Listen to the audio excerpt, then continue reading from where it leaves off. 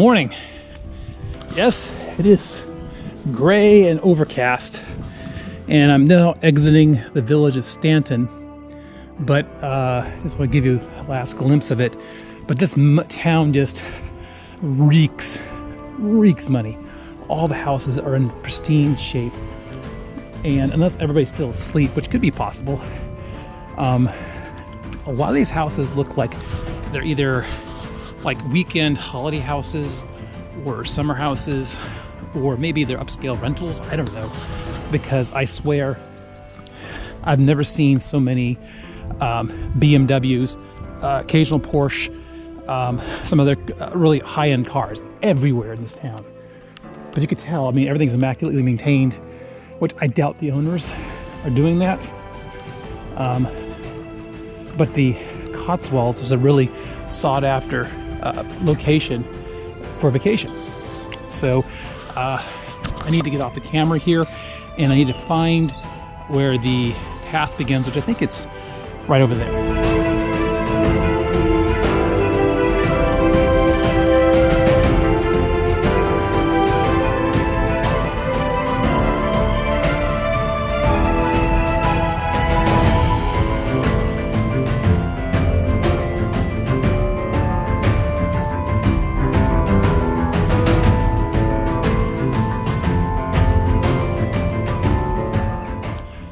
So I just walked up this hill.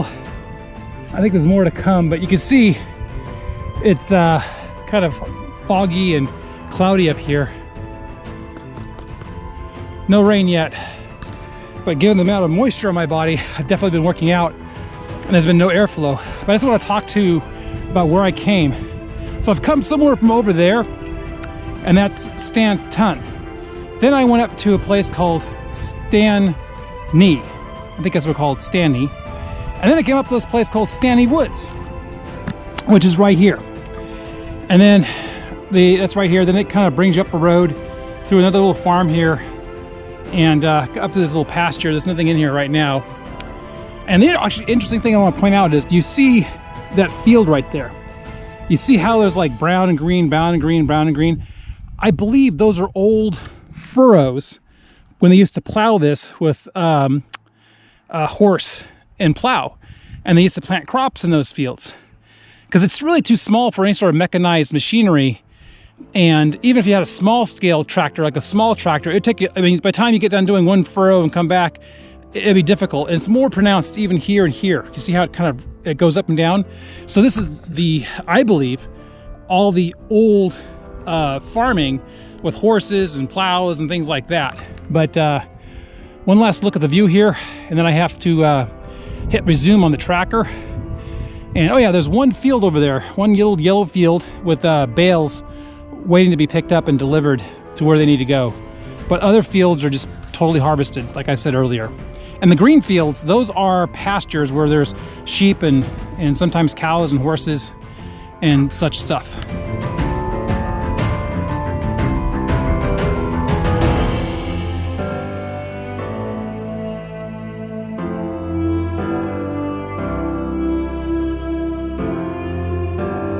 Okay, it's going to be later in the morning, but it has not cleared up.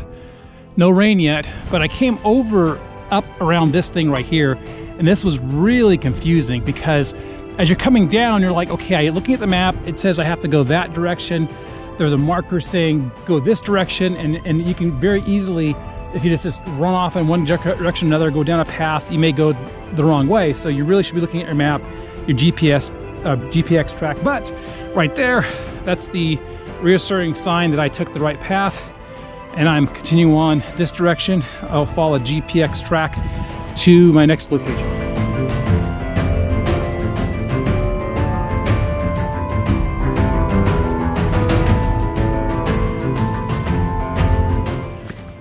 So I've been on this little track here for probably about half a mile, if not a little longer, and it's been very enjoyable. It is just on the verge of being painful going downhill, and there's a lot of upturned rock. I don't know if you can see that. This is part of how they just paved this road, but it goes up and up and up and up and up. Either way, going up or going down, this is a very doable road, and shortly I'll be flattening out and getting onto a major, not major, but a more standard country road as I go into the next town. It begins with a W.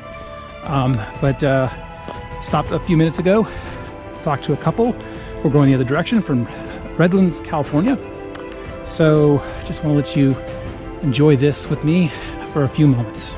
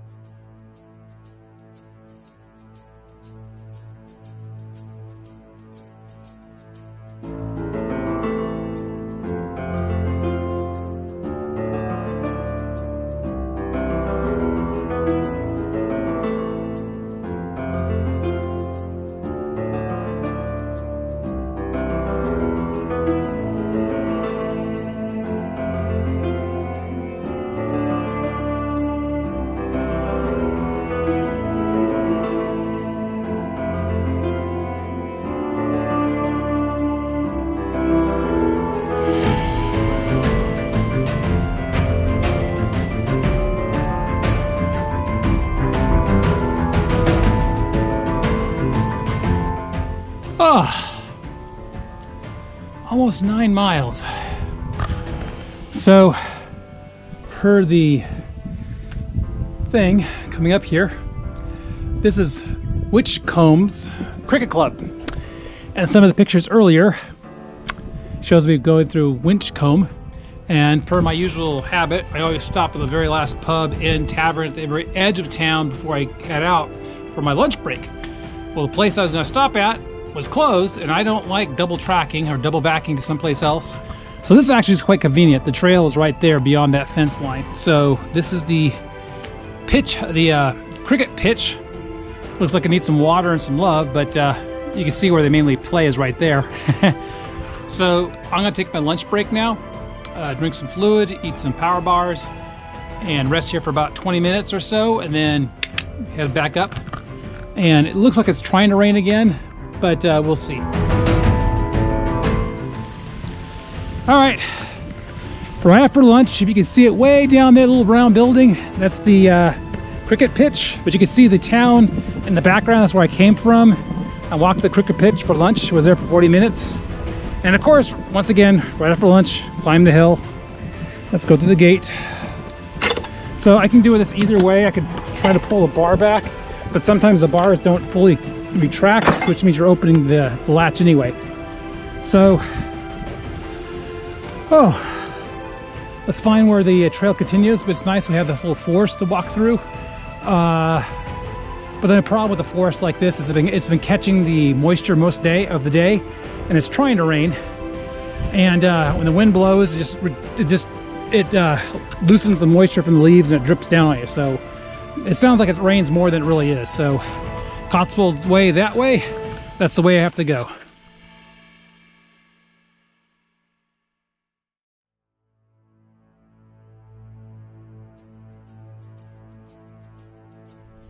Okay, all right, we're here at the Long Barrow. Rumor has it there's a golden idol buried in here somewhere.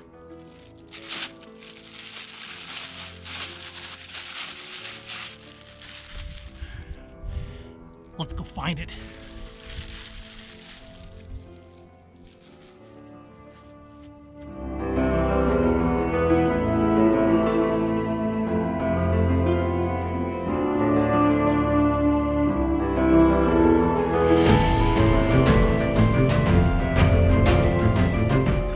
Hi, quick little snippet here. I'm in a plantation, tree plantation, as you can see. All these wonderful trees here. This makes for a lovely change of pace. The trail back there around the corner was quite steep coming down from the hillside, and it dumped onto this, which is very, very, very pleasant to walk on. So I'll leave you with this parting shot. Here is part of the stupidity of the Cotswolds Way. This is Winchcombe right there. All right, so I came from that town, walked that direction way up on top of the hill, all the way over here, come all the way back down here, and here I am facing the same town I left. Meaning I could have just cut, you know, this way and saved myself probably 3 miles of walking or 2 miles of walking. But there are scenic things to be seen up there and gates to be opened, but not a bad walk. But definitely this would be an option for people if they wanted to cut out an hour's worth of journey, cut straight across here, cut out an hour probably easy. So onwards.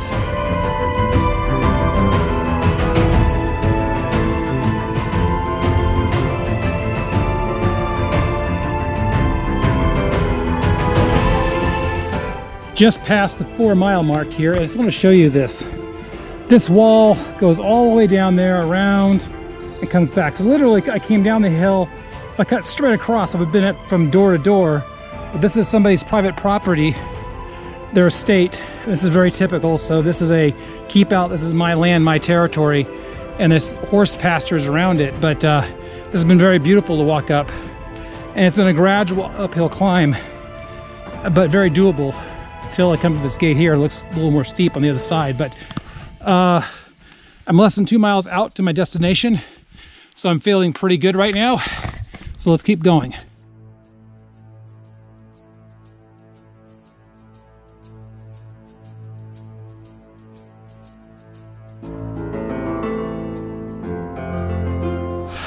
Well, I'm about done for the day. This is my hotel for the night. But you come around the corner onto these commons here. Take care, sir. Come onto these commons right here. And once again, Mac Adventures, I don't know who runs the place, right? The end point is way up the top of the hill, and this is like 200 to 300 meters with a climb to get back up there. Who does things like that? I don't know. So I'm gonna call it a day and get into this hotel.